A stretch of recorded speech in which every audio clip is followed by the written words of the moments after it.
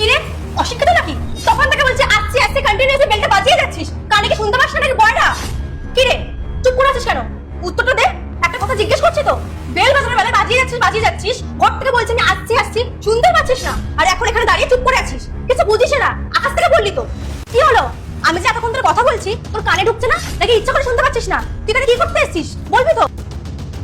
আজব তো, মুখে বললেই হয়, পার্সেল এসছে, মুখের সামনে এগিয়ে দেওয়া কিছু নেই। কত হয়েছে? বাংলা কথা বুঝিস না? কত হয়েছে?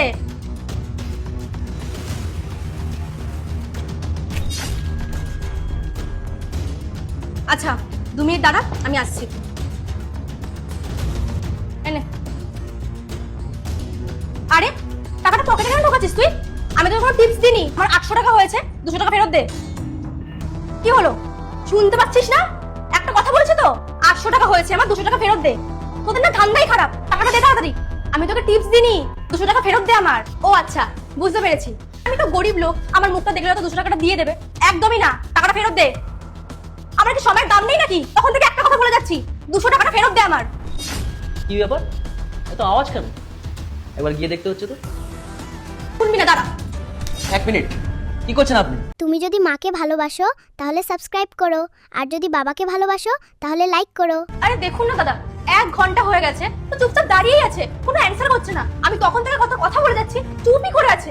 কেন জানি কি হয়েছে ওর? আমার একটা ডেলিভারি ছিল, ডেলিভারি আমার বিল হয়েছে 800 টাকা, আর আমি ওকে 1000 টাকা দিয়েছি, 200 টাকা আমাকে দিচ্ছেই না ফেরত, নিজের পকেটে রেখে দিয়েছে। ম্যাডাম, আপনি হয়তো জানেন না, ইনি অনেকদিন ধরে আমাদের এই সোসাইটিতে ডেলিভারি করছেন।